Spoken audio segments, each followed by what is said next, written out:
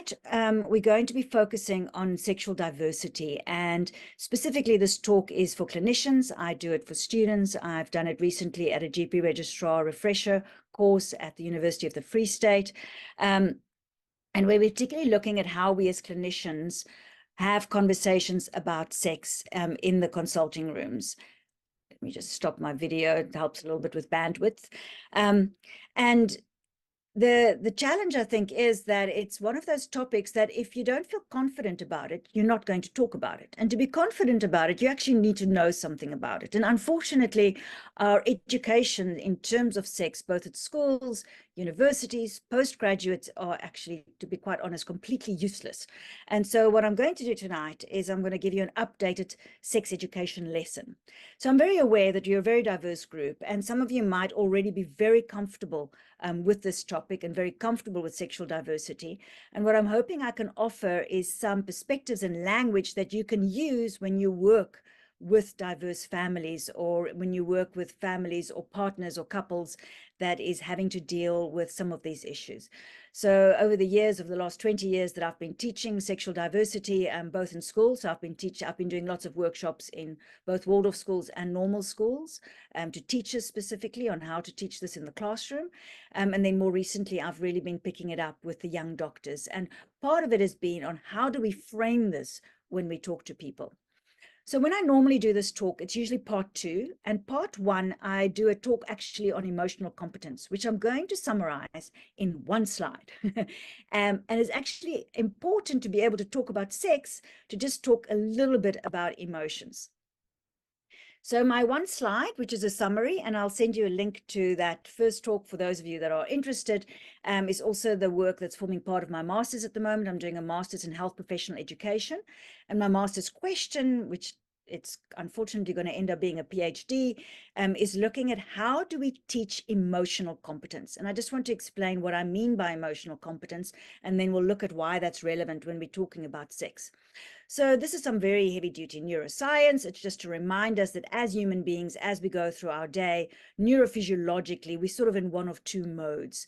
And it depends a little bit on which part of our brain is in charge. So when we find ourselves under stress or under strain, then our survival brain is in charge. And you will remember we have that limbic brain, amygdala, reptilian brain, that sort of whole lower part of the brain takes over when we're feeling slightly under threat. Adrenaline goes up. And then there's a few things the survival brain tries to do. It doesn't like pain, doesn't like unpleasantness. So we've got that fight, flight, freeze response. And then we have those basic human drives that we share with the animal kingdom, part of our genetic makeup that we all have to deal with. And the things that our genetics need is it needs resources for food and money. It needs security, needs to be able to sleep safely at night. It needs its troop, that is your family, your people, your nation. Power is important when you are in survival mode, because the more power you have in your particular scenario, the more likely you are to survive. And when we talk about sex as a drive, we're not talking about orgasm. We're talking about the need to have a person that you can link with, and the underlying genetic drive is obviously to raise young. But we are just left with that need to connect to a person with whom we can build a safe and secure relationship. And then the third part of survival brain, you can imagine that when you look at your Labrador at home, for example, is they're either running away from things, or they've got those particular things that they're drawn towards, or they're lying doing nothing. That is the I don't feel like it mode, and we all know that mode. But fortunately, as human beings, we're not only this bit. And I think in integrative medicine, we're very interested in the other bit. And the other bit becomes clear when the survival brain is at rest, when we don't have adrenaline in our system, and then the prefrontal cortex becomes predominant. Oh, that reminds me, I've got a crazy analogy that I've developed over the last 20 years that I specifically like doing with the adolescents. I find it a very useful way to explain this interaction. So when I talk about the survival brain, I visualize it as this beautiful, powerful, but rather stupid dragon. And you can imagine you have this inner dragon that encompasses that whole limbic brain, your endocrinological system, your adrenaline system, and your whole body, physical body belongs to that beautiful dragon. So when the dragon is quiet, when we don't have adrenaline coursing through our bodies, then our prefrontal cortex becomes active. And our master brain, what I'm calling the master brain or the creative brain, has these very specific substrate neurological activities. I know this sounds very medical. For those of you that have a paradigm that includes a spiritual dimension, you can imagine this is the part of the brain that the spiritual dimension will use as its main office. And this is where we're able to have executive planning. This is where we're able to be empathic and actually step into somebody else's shoes. This is where we're able to reflect and therefore also reflect on ourselves, so we can be self-aware about ourselves and about things that have happened. And this is where we're able to have self-control and inhibit and manage this dragon. So this I can imagine like as a dragon master. And the idea is that this dragon master needs to integrate with your survival brain. In the ideal scenario, you want these two to actually be a unit. So they're not an either or. You're either in survival brain and then your master is hanging on for dear life somewhere else, or you have an integration where your prefrontal cortex is leading and is controlling and managing this dragon. And that I'm going to call the authentic self. This is the human being that when we are at our very best. Survival brain activities, and this I covers in my lecture on emotional competence, very much has various ways in how it deals with anxiety. And these behaviors are very self-focused. And this is when we are at our most judgmental. This is where we jump to conclusions, where we make assumptions, where our thinking is very black and white, and it's not the brightest part of ourselves. And we all know what it's like when we get into interactions on that level. If, however, we're able to have that dragon under control and we're able to access this higher part of ourselves, this is now when we're able to be empathic, when we're able to be gracious, when we're able to be flexible, see the other side of the story. This is where we're able to have perspective. And this is where human beings are at their most creative and innovative. And when you're having a really good day at work and doing amazing stuff with your patients, that is the person who is coming to the table. So I'm just going to have that there's a little, and we're going to come back to that a couple of times as I go through the presentation. So let's get down to the nitty-gritty in terms of when you're in the consultation and why I'm talking about sex. So when you look at the evidence and you ask people about sex, because if you think about it, almost everybody that comes into your room has got some sort of relationship with sex, whether they're having sex or not having sex, it's all part of their little story.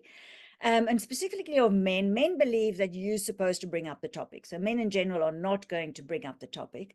And although we as doctors are quite good at bringing up sex in a sexual health consultation, so somebody comes in with, for example, a STI or HIV or something like that, there are specific populations where you actually want to bring up the topic. And I just want to point out, I'm very much a family physician, that we also need to think about those populations that we sort of tend to ignore in terms of sex. So people who grow older, key populations, and we'll talk a bit about that today.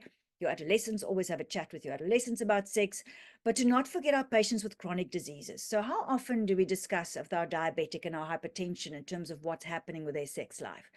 When you've got somebody with palliative care, somebody who's been diagnosed with cancer, it doesn't mean that suddenly sex is going to go away. And so we need to actually ask them about these things. And very much in disability, to not assume just because people have a disability that they therefore do not have sexual interactions or sexual relationships. And most of these patients will almost see that as it's something that's not something that you talk to the doctor about, and yet it has a massive impact on their lives. Women do raise the topic more often, but usually tangent, sort of on the side. And this I'm sure you guys are very good at. So when the cue comes, we need to be able to respond to those cues. And the important thing is you need to actually find an opportunity to raise the topic. And you can only do that if you are confident to talk about sex and to talk about sexual pleasure.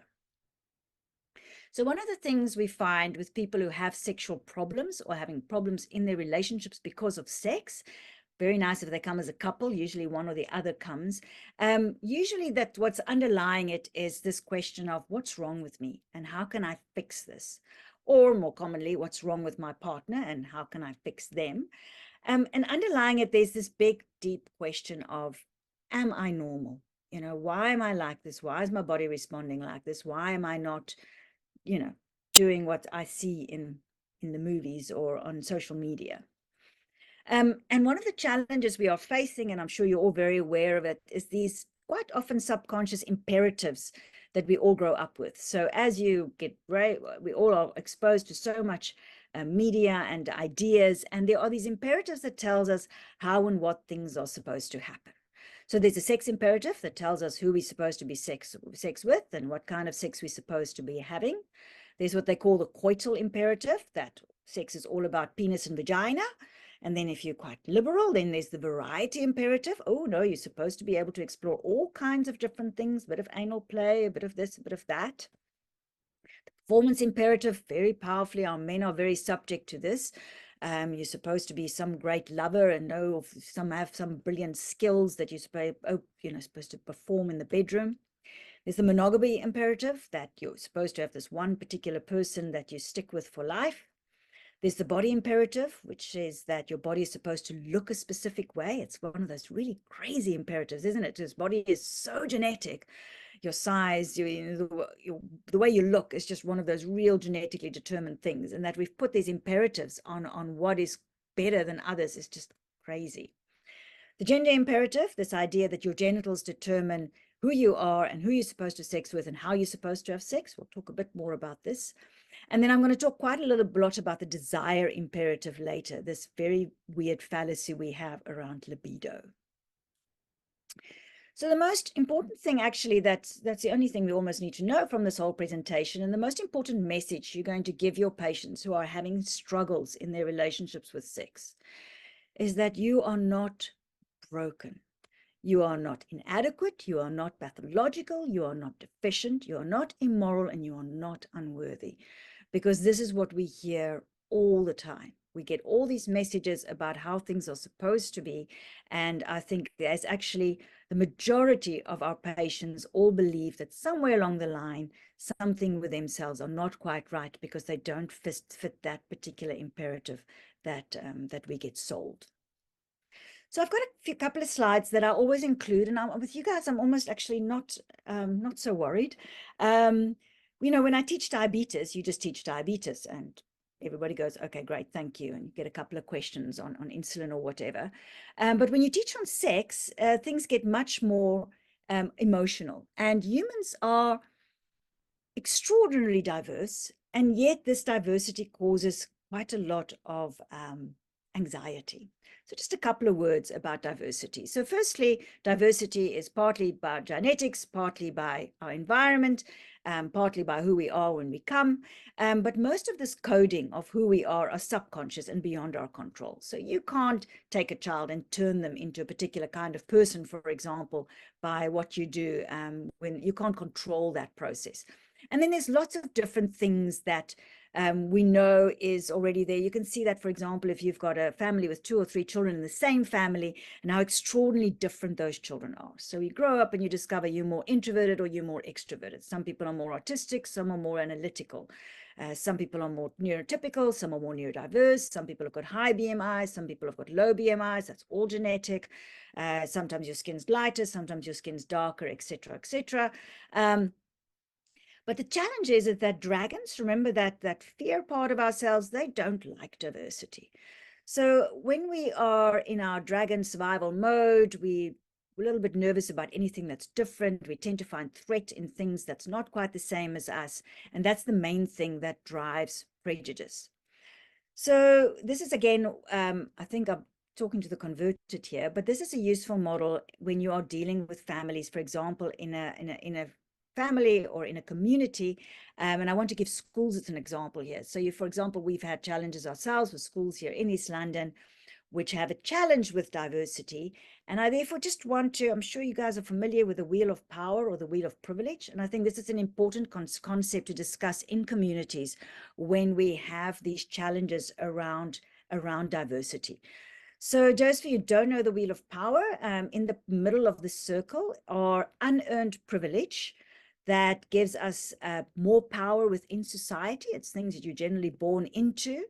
And then the more you're on the periphery here, the more marginalized you are, the less power you have within a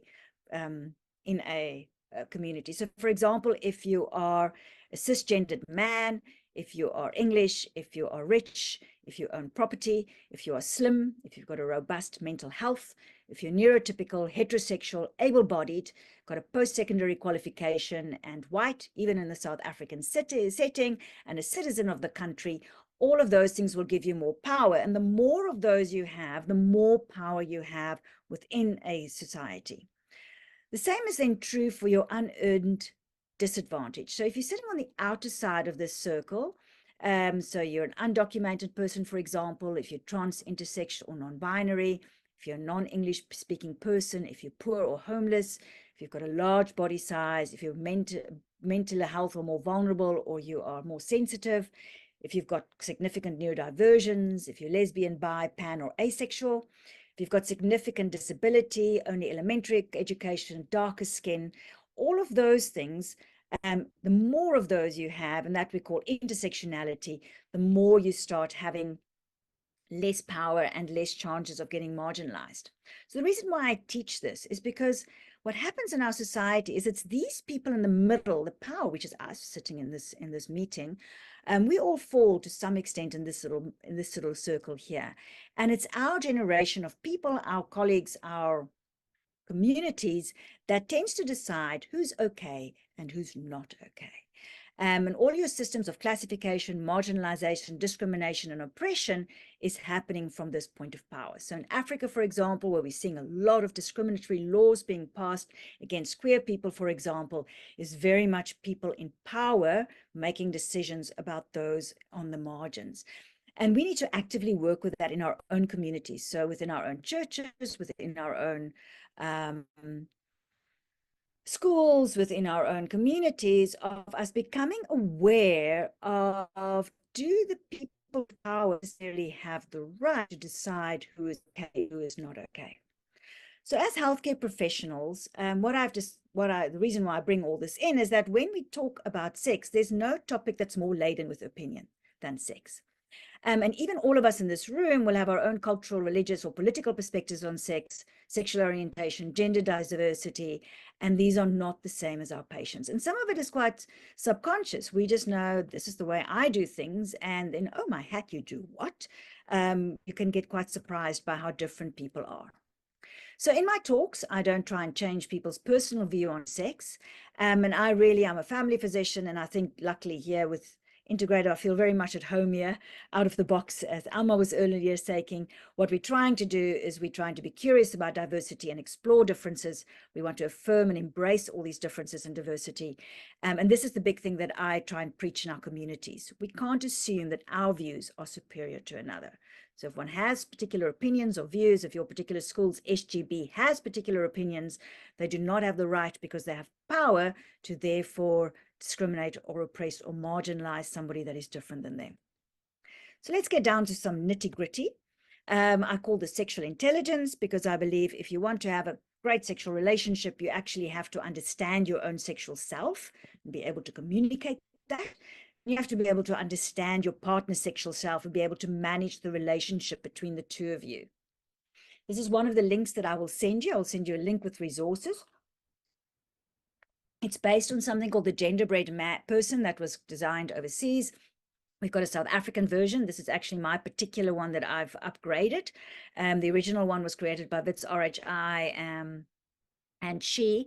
And it's very much a way, it's a lovely tool to do with adolescents. I also like doing it with patients, where you can work, and we're going to work through all these different blocks, where you can help somebody trying to be able to see who they are as a person. And we're going to look at 3 axes. We're going to look at who we are, that's gender. We're going to look at sexual orientation, who we are attracted to. And then I'm going to look at a 3rd aspect, which is sexuality and intimacy, which is how we like to have, how we like to be intimate.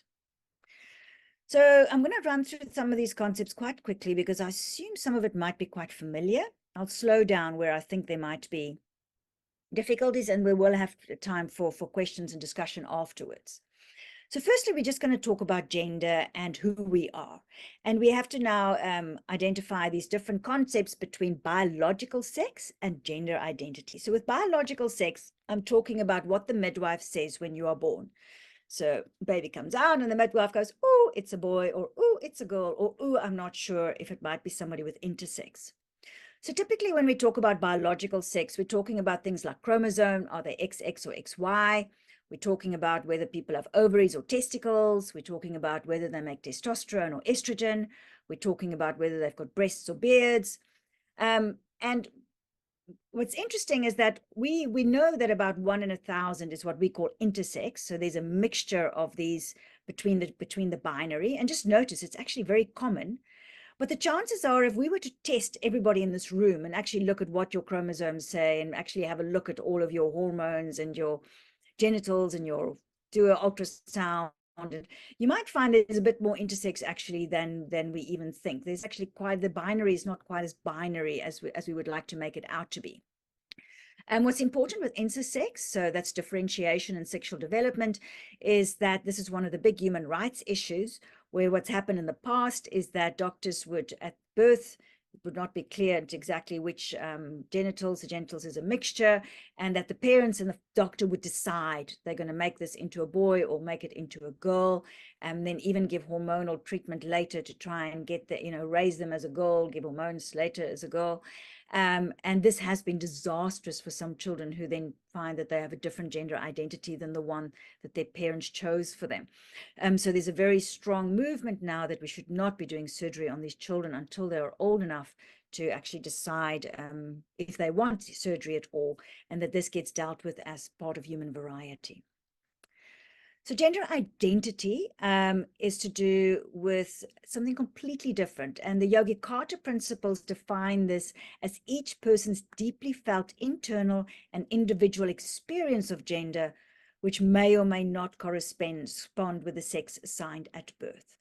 So just a reminder, we talked about that identity part of ourselves that lies within our prefrontal cortex. So we have our dragon, that's very much our biology, what we've biologically inherited. And then we have this part that reflects on who I am. So just as when you grow up, you realize, well, actually, I'm quite introverted, or actually, I'm quite extroverted, you will also start having an experience of gender. For those of us where the two are aligned, and I'll run through the concepts in a minute. So the midwife said you're a girl, whole of society tells you you're a girl, you grow up and you yourself also feel like a girl. This might not be such a clear experience because people already told you what you are and you agree. It becomes much more obvious when your experience of yourself is different than the biological body that you have. So just to make sure we're all on the same page with the terms, so cisgender is when your gender identity and your sex assigned at birth are aligned. Midwife says you're a girl, society tells you you're a girl, and you experience your gender as being a girl. Transgender people are people whose gender identity is then different than their sex assigned at birth. And I will run through the different ones as well, just to make sure we get that nicely cemented. So usually the opposite gender than the one that you were assigned. And then gender diverse are people who do not conform to society or cultural expectations for men or women. And that, identity is quite an interesting thing. So who decides what designates male or female anyway? And every human being in every culture has actually got quite a different experience of what they think is male and female and how they themselves feel that they align up with this. This is a completely extraordinary human quality, this ability to reflect and have this experience. And so there are some people who look at the definitions and go, no, none of that fits me or suits me, and we would call that gender diverse. So just a little bit on transgender, because this is one of those slightly newer concepts, and we'll talk a little bit about why it's suddenly becoming so more common. And when you look at statistics, when you look at the societies where we do get numbers, there's some countries where we can't get numbers because it's illegal. About 0.1 to 2% of the worldwide population are transgender and gender diverse. And actually, if you add in gender diverse, it might even be a little bit more than that. And that percentage is very standard, no matter where you go and look in the world, where we've got stats. So what we do know is we know that your ovaries and your testes form in the first trimester of pregnancy, depending on what your chromosomes are doing. And then it looks like gender identity is already starting to form in the second trimester of pregnancy. So that's partly through genetics. So there's about a 39.1% concordance in monozygotic twin studies. But then there's also other influences. And these are not, it's a bit like trying to explain why some children have got more different personalities. For example, even in your monozygotic twins, there's other things that influences this. But it's quite clear that by the time you are born, probably those neural networks are already laid down. And we now understand that all these different forms of sexual orientation and gender identity is just part of variations of human diversity, as human beings create all this beautiful diversity with every generation. What then happens as the child grows older, of course, when you are born, your prefrontal cortex is not yet myelinated or developed. And it's only as you grow older that parts of that brain will start to wake up and you become aware of yourself. Some children become quite young. They're like 3, 4, 5 when they become aware of their gender. Some children only become aware around about the age of 9 or 10, when a lot of a sort of self-identity arises and the prefrontal cortex sort of really kicks in at about 9, 10. And for some children, it's only as their bodies start changing during puberty that they will actually have an experience of their own gender identity. What's quite clear is we don't really see adults who become transgender. So mostly adults, people who come out as transgender in their 20s or 30s or 40s will then tell you, actually, I've always felt like this, but I've never had a name for it. What we don't see is people who are cisgendered, that always experience themselves as cisgendered, suddenly changing once they're adults, which is partly also the confirmation that this is something that you discover as you grow up rather than develop. So with this knowledge, and because we have all the neuroscience behind it, as medicine, we've had to clean up our act. So similar to homosexuality, we've had to depathologize transgender. So medicine has always sort of followed the imperatives of society and then made things that are seen to be, for example, the churches would say it's immoral, and then we would also make it an illness. So we're now trying to make it not an illness anymore. And so in the DSM-5 in 2013, they removed gender identification disorder, and they changed that to the term gender dysphoria. The ICD-11 that came out in 2018 changed gender identity disorder to gender incongruence. And then in WHO Assembly in 2019, actually during their assembly, they actually made a statement that a trans or gender diverse person does not mean to suffer a mental disorder. And just note, that's quite recent. So I find when I'm teaching this in the normal sort of medical circles, that there's still a lot of people who pathologize and insist that it's a mental disorder or insist that there's something wrong with people. The reason why we still have a term in our, especially in the ICD-11, is that if people want to access, for example, hormone therapy, then you need to have a code to add onto your medical aid application or insurance application.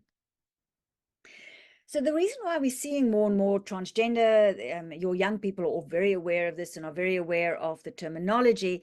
And the story of left-handedness is always a great example. So in 1939, it was very uncool to be left-handed. And, you know, they used to like tie kids' hands behind their backs, etc. And only 2.1% of people at that stage was left-handed. Then, of course, they realized you can't do things to people that they're not actually neurally wired for. Not a good idea to force a left-handed person to be right-handed. And slowly, as that message circled through to the schools and to the clinicians, and became acceptable to be left-handed, we now have a fairly steady percentage of 12 to 14% of people are left-handed in our population. And we're going to see the same thing with transgender. So as it's becoming more acceptable, young people are allowed to being able to present as transgender and be safe to present as transgender, we will be seeing more and more people in our consultation rooms that will be coming in as gender diverse, and we need to be able to manage those patients. So I'm just doing some gender identity 101 for the older population that might not be so aware of the terms. This is very important when, for example, patients are going to come to your clinic and your facility, and you want to be able to make sure you are using the correct terminology. Very, very important. So a transgender woman or somebody who's trans woman, and the important thing to realize is it's your gender identity. The identity is always more important than the biology. So a transgender woman is somebody who was assigned male at birth. So the midwife said it's a boy when they were born, but she identifies as a woman, and the pronouns we would use is she or her. And Lehlok Machaba, it was actually the first trans woman in South Africa to become Miss SA in the top 30. I think it was 2021. Transgender man, trans man or trans mask is somebody who was assigned female at birth. They identify as a man. They use the pronouns he, him. I don't know if you watch Umbrella Academy. So Elliot Page He transitioned between the first and the second season of Umbrella Academy, and they actually transitioned his character as well, which was very cool. And then then there's this sort of mixed group, non-binary, gender fluid, genderqueer, agender.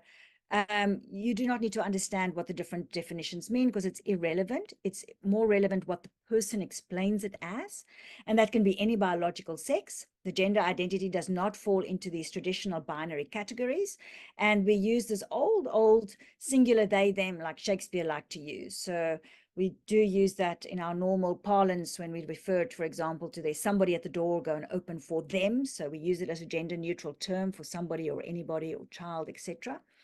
And there's some very cool newer pronouns as well that one can use if you wanted to get quite advanced. Zanele Moholi is a non-binary. They are extraordinary photographer that's done amazing photography and has got amazing exhibitions on specifically around gender fluid. This is important, and I want you to think about your admission form at your practice.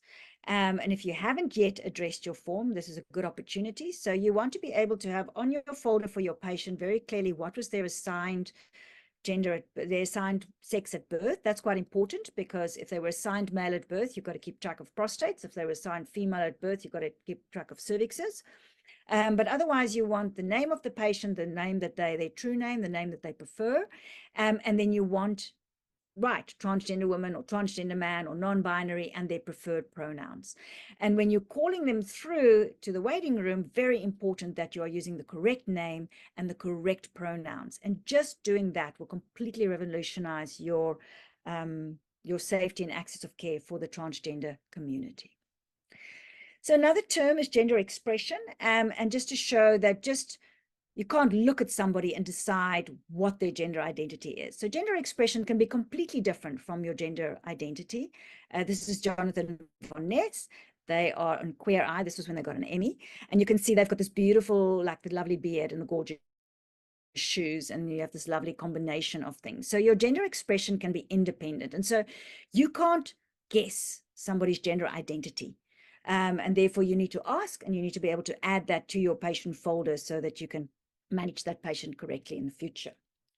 Sexual orientation, I'm really going to rush through because this we know very, very well. I just wanted to bring it in as a separate couple of slides to emphasize the fact that sexual orientation and gender identity has got no relationship to each other whatsoever.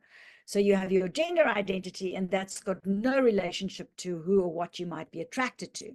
So sexual orientation is just about who you like. And just notice it's very recent that homosexuality was taken out of the ICD, and only 1994 that homosexuality was made legal in South Africa, but then we did it properly, and we've still got one of the best constitutions in the world in terms of looking after our queer community. And just to notice the horrors still in so many countries in the world where there's still death sentences for LGBT behavior. So the terminology, so heterosexual, same, opposite gender, homosexuality, same gender, bisexual, male and female gender, pansexual, it's not relevant. And I'm going to talk about sexuality in a moment, but just to notice that there's also romantic attraction, which is different than sexual attraction, and the terms are very similar. So when somebody can then, but we'll talk about that when we talk about sexuality.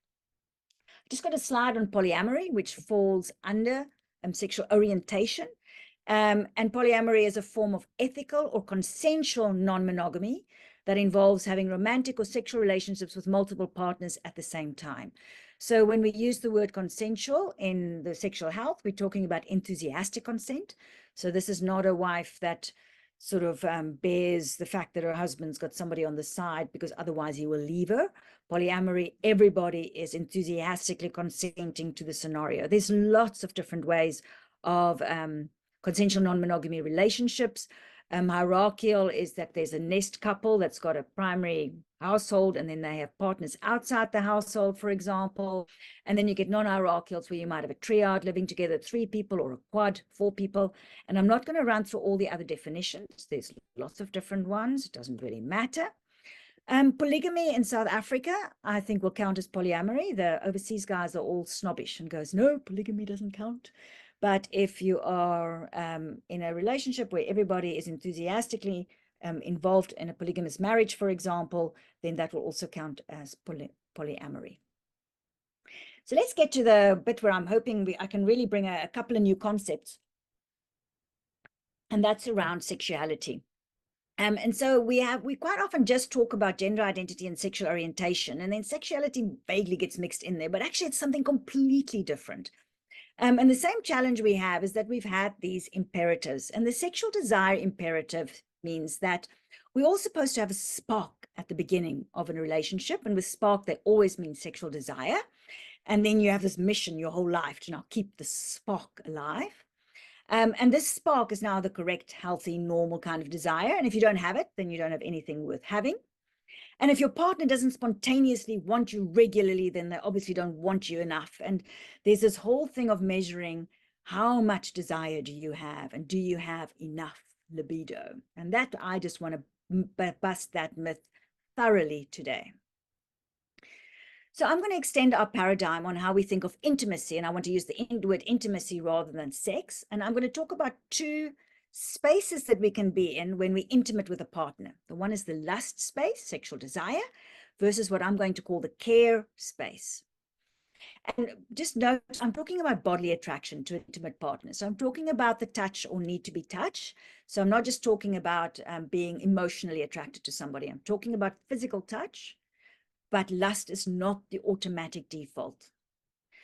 So just to show us where all the nonsense comes from, and we're going to have to blame Masters and Johnson. They did that lovely study. Those of you who's been through medical school will have all seen the Master Johnson Capson model of sex response. And the study that they did was one of those sex labs where the entrance criteria was you had to be heterosexual, married, cisgendered, and the women had to be able to have orgasm during vaginal sex, which is not a very common occurrence. And you can imagine this was an American population in the 60s, and that's where they decided this is how sex works. You have sexual desire, then you have arousal, which builds to an orgasm, and there's resolution, and this is the be-all and end-all of sex. And this has led to a problematic way in how we view this is what's in our medical textbooks. For some reason, the media has taken this on as well, and this has sort of been put out there as the way to do things. So I'm going to contrast this to the care model. And first, I just want to run through the lust model so we just remind ourselves what we're talking about. I'm going to be covering a polarity between lust and care when most sexual relationships have got quite a mixture of both, which is why it gets a little bit confusing on what belongs to what. I'm going to separate them completely because some people do find themselves completely on the one side of the polarity. And then it's easier to understand a little bit where differences might come in. So lust is always, sexual desire is always mediated through testosterone. You cannot feel sexual desire if you don't have testosterone. So Unich, for example, would not be able to experience sexual desire. What's interesting is it often seems to be more based on visual stimuli, not necessarily, but it's often the lust sexual drive. Remember, it's part of our basic drives are out there looking for sexual opportunities. The thing you feel when you see somebody you're attracted to is sexual desire. When you now get under the covers, there's all that sexual arousal that happens. So the heart rate goes up, the blood pressure goes up. We always tell our patients having sex is like climbing 2 flights of stairs. So if you've had a heart attack, don't have sex until you can climb 2 flights of stairs. So it's quite energetic. The nature of arousal is very orgasm orientated. So the body, the testosterone is gearing you towards orgasm. And so what happens is the erogenous zones all wake up. So erection, clitoral activation, all getting ready towards an orgasm. I've got a small thing here just in terms of remembering that testosterone also has a bit of an emotional content, and that's important to realize. It sometimes plays a little bit of a role in how we experience that, our sexuality. Because testosterone is also linked to feelings of being successful, of being powerful, of conquering, and of course, aggression is an extreme form of that. And so just to give you all a bit of a testosterone boost for 2 seconds. Can't see anybody's faces. Anyway, there's when you're watching the World Cup and when Siya Kolisi lifts that cup above your head, we all have a small boost of testosterone, and that's a little bit what sex is like in that world. Let's look at the other world, shall we? Okay. So the care intimacy cycle is working around oxytocin. So oxytocin, I'm sure you're all quite aware with the hormone. So oxytocin is the hormone that we also secrete during breastfeeding, for example, and it's also called the love hormone or the bonding hormone. And this is also a physical attraction. So I really want to emphasize that, but the stimuli is very different. So to have oxytocin increased is often based on connection stimuli. So somebody gives you attention and you feel connected to that person. And if you fantasize about somebody that you find attractive, often it's a connection fantasy. So it's not just a fantasy about how gorgeous they are, but also how amazing they are. The typical kind of physical experience I would call sensual attraction, and you can imagine the typical infatuation or typical crush. And I always like to contrast your teenagers, sort of gives you your clearest idea of what lust might look like versus care. So about 95% of teenage boys probably experience physical attraction mostly on this lust part of the cycle. We're quite a large percentage of girls. We obviously don't have good enough research because nobody asks the question. Actually, predominantly experiences sensual attraction. So that's the weak knees and the starry eyes and the screaming hysterics. And please note, this has got no sexual desire in it because it's oxytocin mediated.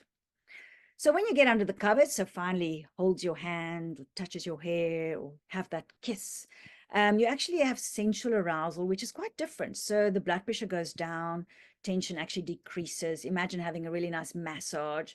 So this is actually a very relaxing, expanding type of experience rather than the contracting experience you see with testosterone. And the experience of cuddling and touching is experience focused, circular, and expansive. So it can literally go on forever. So snogging on the couch, and you can just keep on snogging, and now I must go home, and now we snog a bit more. And so it has much more of a, it's not goal orientated like desire is. The physical intimacy focus is very much about touch and connection. So either chatting or talking or looking into each other's eyes or holding hands or cuddling or kissing, which is all based about building connection. And very important to note that if you're only on this side of the cycle, then you don't actually have any erogenous zone activation. So there's no erection, no clitoral activation at all at that point.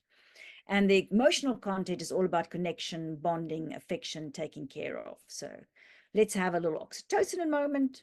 Oh, so whenever we look at small, cute animals, we have a bit of oxytocin. And whenever you watch a romantic movie, you'll have a bit of oxytocin. I'm going to take this a step further, and I want to also introduce you to a woman, Emily Nagoski. She wrote an amazing book called Come As You Are, strongly recommended for those of you interested in this kind of thing. And she created a new term called responsive desire, where she was busting this myth of this idea that all people should have spontaneous desire. So I want you to think again of your teenage boys, where they have this spontaneous desire that can come out at any time, and then that's going to lead them to go and look for pleasure.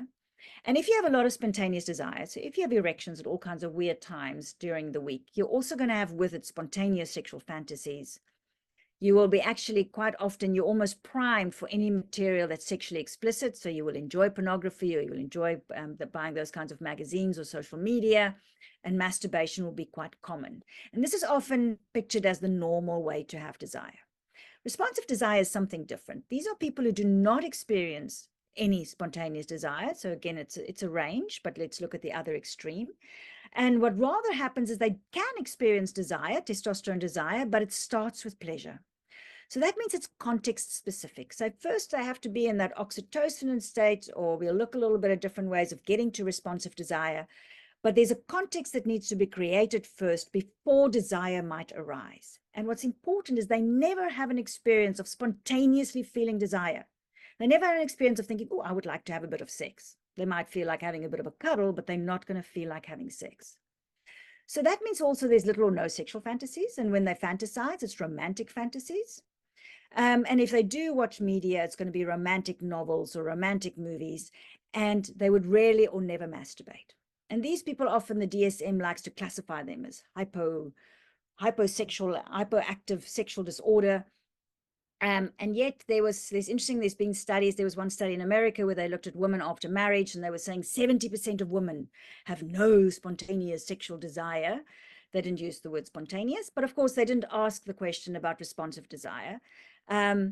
And so we get this impression, they then put this as this big abnormality, but whoa, hold on, maybe 70% is perfectly normal, and 70% of our women may have more responsive desire rather than spontaneous desire.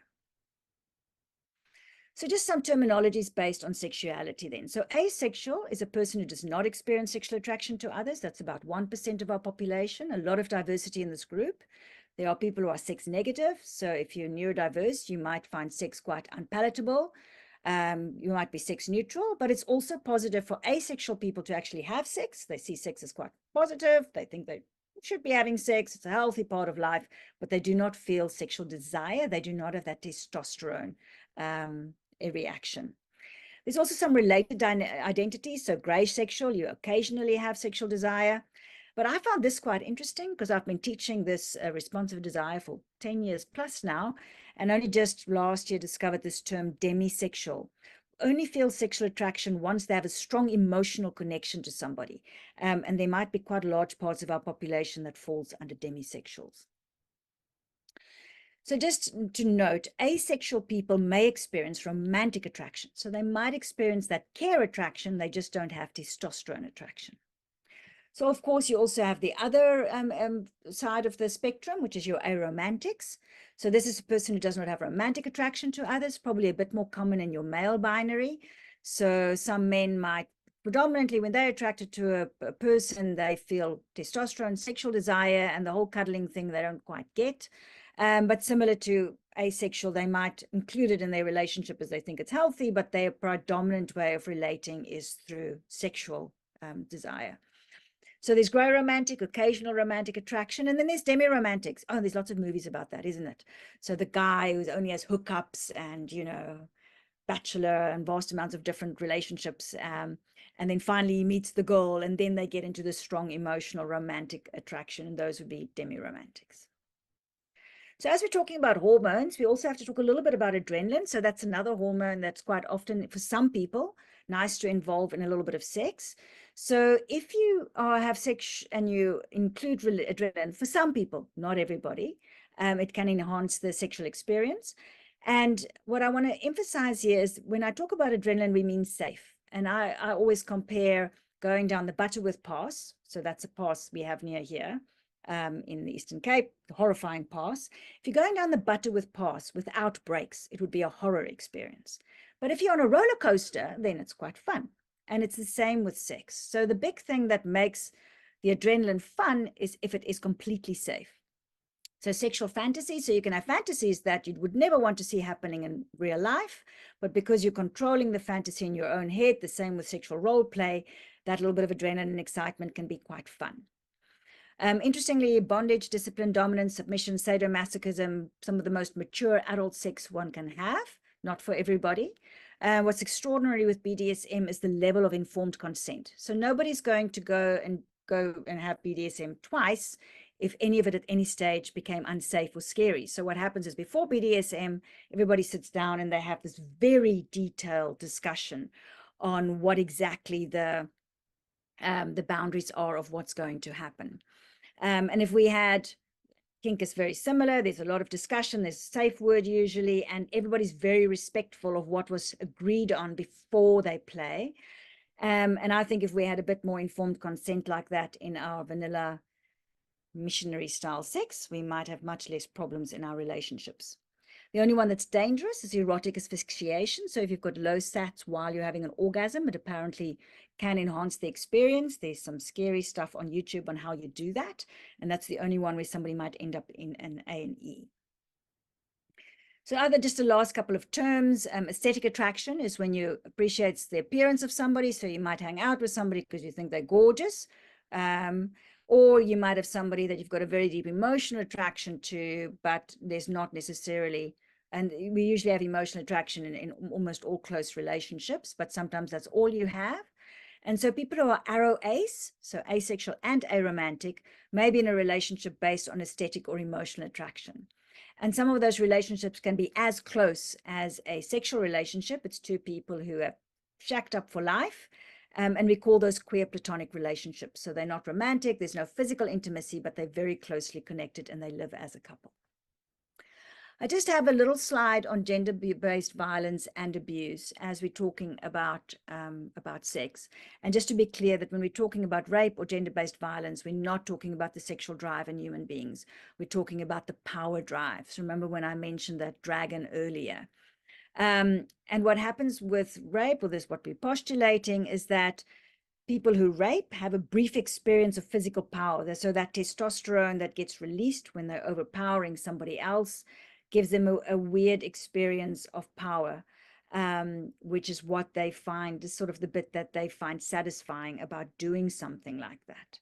So important to understand they're obviously in survival mode, and it's helpful to think about this when we're thinking about how do we build a society where we address this. Because the kind of men, and I'm going to specify on men here who's more at risk of getting involved in gender-based violence and just in any violence, are obviously men who are living in survival mode, so they're not accessing that higher part of themselves, usually strained and very stressed. But the challenge is that they have an underlying experience of powerlessness or a lack of agency. And that's usually because of life circumstances when they're little abuse, both emotional and physical abuse. They might actually have more power in the world than they think, but they have an inner experience of powerlessness. And then this weird release of power when they are in one of those scenarios is then what they seek out. And of course, these people have very poor developed emotional competence, so they do not have ability to understand and be aware of this dragon, and it's the dragon that causes all the trouble. So what do I mean by normal sex, right? So that's what people come and ask. What do we mean when we talk about normal sex? And normal sex is actually any erotic connection among peers during which everyone involved is glad to be there, free to leave whenever they choose, and with no unwanted consequences.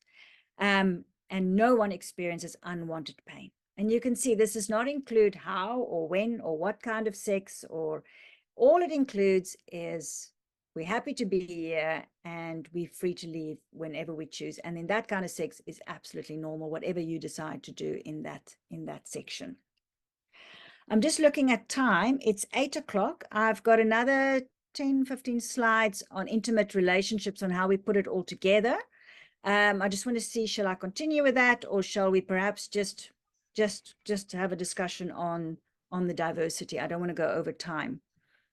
Please keep going. I think it's fine to go ahead if everyone else agrees. Guys are invested, okay. Thank you.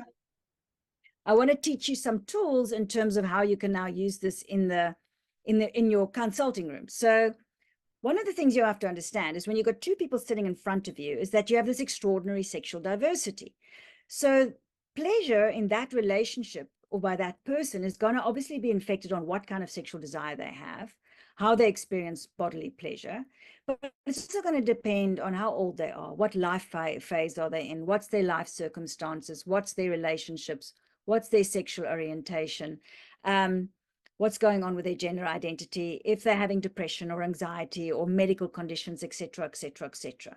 And it's therefore impossible to actually have a relationship unless you communicate. So imagine you've got an elderly couple that's now come to you, maybe they're in their 50s, and you've got a man who's always been sitting in this top corner here, a lot of spontaneous desire, predominantly likes the orgasm side of sex. You've got a woman who's actually down here, mostly responsive desire, doesn't feel any spontaneous desire and prefers the cuddling bit. And now he's also starting to develop erectile dysfunction because of his diabetes. And how do we now start helping these two to start navigating or re-navigating their sexual relationship as they're going into a new life phase, for example? So the book that Emily Nagoski, I'm a huge fan. There's also a Netflix series called Pleasure, which I think she actually features in. She's just brought this book out in the last few months. So first one was called Come As You Are, which was about responsive versus spontaneous desire, very evidence-based. And then she's now brought out a book specifically around couples. And I'm going to bring very much some of her approaches. And if you want to look up details, please look at her book. And she talks about how do we help our patients understand to get rid of the desire imperative and center on pleasure. So when we look at a relationship, it's not about how much you want to have sex or how much sex you are having, but how much you like the sex you are getting. And with sex, I include all forms of intimacy. And so pleasure being the measure of sexual well-being. So this is quite big in the world of sexual health. There's something called the Pleasure Project. You're welcome to go and look up. That's about projects who work with sexual health to look at how to use pleasure as the lens through which we provide sexual health services. And they've got this lovely thing called the pleasure meter. You can look it up, pleasureometer. And what I find interesting with pleasure is they've got one question about pleasure, physical and psychological satisfaction. And you can see for pleasure, it's all questions like self-determination, consent, safety, privacy, confidence, communication. It's got nothing to do with the G-spot. It's got everything to do with this higher identity part of ourselves. So with this couple in front of you, especially if they, so quite often sex becomes a thing they fight about, although that's not the issue.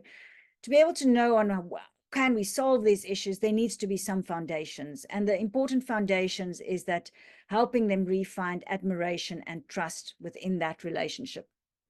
And I talk quite a little bit about admiration and trust in that other presentation on relationships I'm going to be sending you guys. And what you want to do is you want to create an atmosphere of calm, warm curiosity about figuring out their sex life.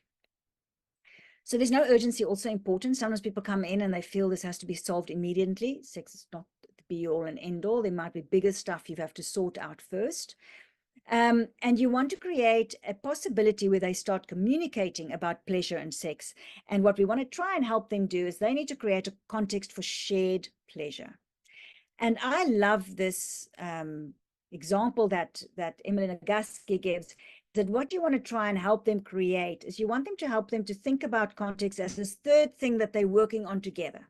So instead of focusing on each other of you should do this and I should do this and why you like this and why you're not like this, you're going on, hold on, what can we do together that gives us both pleasure? And so she gives this example of a shared garden. So this is a project, your sexuality as two people together are this lovely garden that you're now going to build together. And it's a project you're both going to engage in with calm, warm curiosity. And one of your jobs as a clinician, probably your most important job, is to help pull out all the weeds that's been planted in this garden by all those imperatives. So this message and all the stuff I've just taught you about the you are not broken message, being able to say, no, lots of people are like this. It's completely fine. It's completely normal. Everybody's different. This is just the way your body is at the moment, at your particular time of the life. And then we can start focusing on being able to understand who we are and use that little gender taboo and being able to communicate it. So you help the couple being able to communicate with each other who they are and what kind of pleasure they actually like, and to be able to affirm each other's sexuality.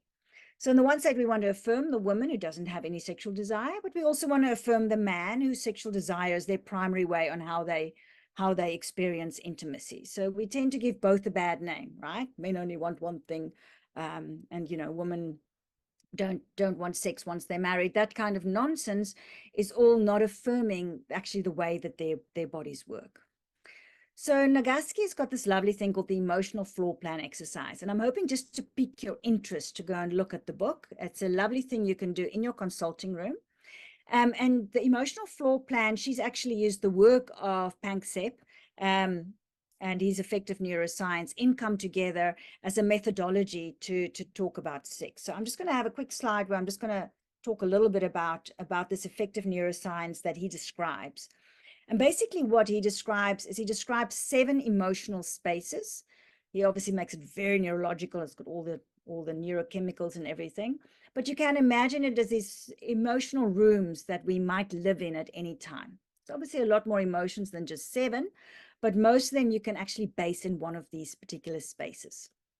So in our subconscious lower part of our, remember that limbic system, the dragon part of our cells, there are these subconscious emotions that we can get trapped in when our higher being is not present. Right down on the bottom is our utility room. So when we get thirsty or hungry or we are tired, that very strongly affects our behavior. And then there are these emotional spaces we can go into. So the panic grief space is where we spend time when we're feeling abandoned or lost or lonely. And you can imagine a small child, when their caregiver leaves the room, there's like a feeling of panic if their caregiver is not immediately available. And if the caregiver doesn't return, one can go into a state of grief. And you can imagine people who are on depression quite often can get stuck in this particular space. The fear space we're all very familiar with, whether it's a niggling, worrying, or terrifying terror. And this is this unsafe, move away, get away from something space. And of course, anxiety lives here. And then the third space is this rage space. And Nagasi describes it as the biological impulse to destroy any obstacle in your way. Ooh, we've all had that feeling. And it's probably the most dangerous of the three spaces to be in. And it's a dragon-driven space that's finding something that's in the way of one of your drives or is causing you pain, and your instinct is to destroy that thing that is causing your pain or is affecting you. Last, these are all what we call pleasure adverse spaces. So none of these spaces are going to get you to lust. Lust is another subconscious space that is not so conscious, but it's a pleasure favorable space. We'll look at that more in a second. Then, of course, we have our prefrontal cortex, which is this lovely observational deck at the top. And then our neocortex in between is sort of where all our cognitive skills lie. And when you have access to your whole brain and your prefrontal cortex is in charge, then you're able to now actually access your ability to do maths or play the violin or whatever it is. If you are integrated and your prefrontal cortex is present and you're not stuck in adrenaline or fear, there are three pleasure favorable spaces you can get into.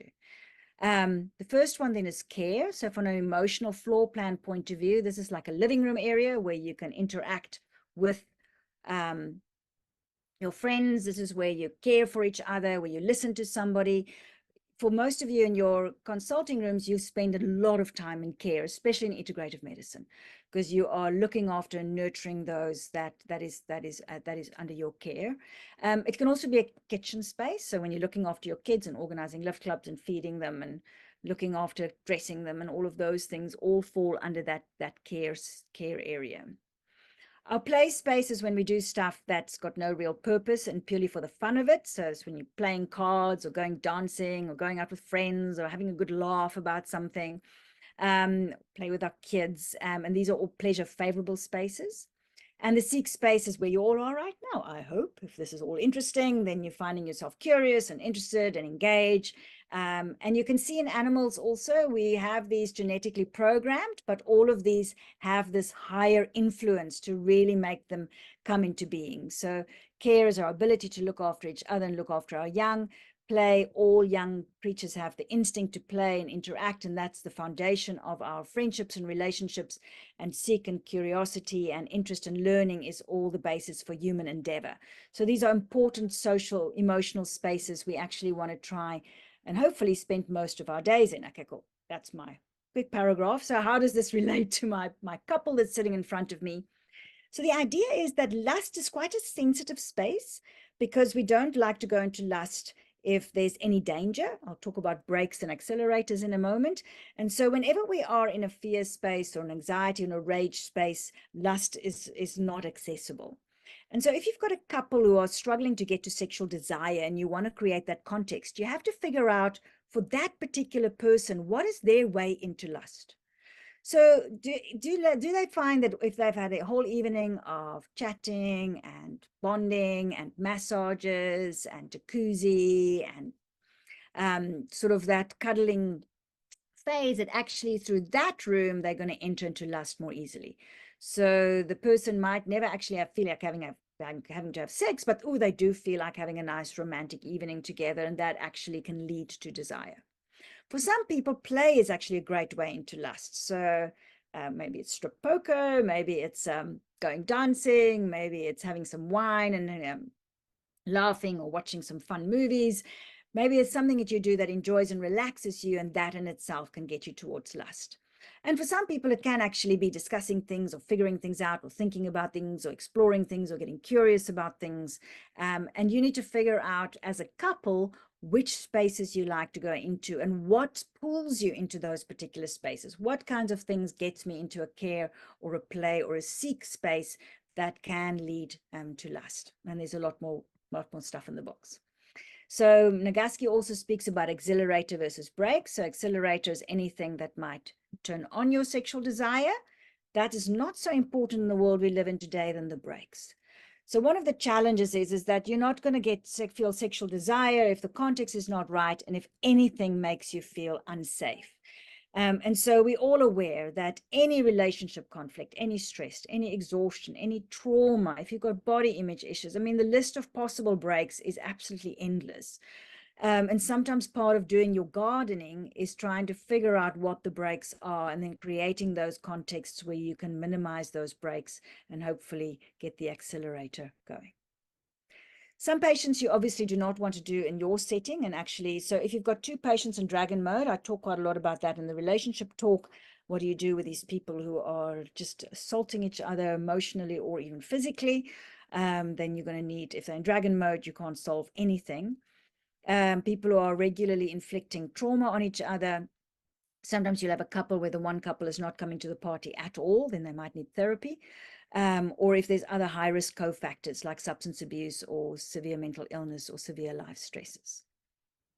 So great, I'm at my final slide. So the new way forward that I am bringing from this little talk is, firstly, tell people about this stuff. Talk to your patients, your staff, your family, your communities about diversity. Has your staff had a training on trans, for example, and being able to understand how to use pronouns? Bring it up at the dinner table with granny and grandpa and let them be confused about pronouns for a bit. But the more we talk about things, the more we normalize diversity. Very importantly, in our societies, in our consulting rooms, with our, not only with our patients, with our staff, with our families, it's being affirming and of all diversity, and this "you are not broken" as our most powerful single intervention. And then thirdly, just also be really aware of our own dragons and looking after our own dragons to be able to get to our authentic selves, and the dragons do need its own care. Thank you very much. There's some of my books that I've been drawing on for this presentation. The saboteur assessment is actually linked to my previous talk, which we look particularly getting to know your dragons in a bit more detail. But I'll send you some links for those of you that are interested to read and look further. Thank you very much for having me. Apologies that I've gone 15 minutes over, and I'm hoping we've got some time for discussion.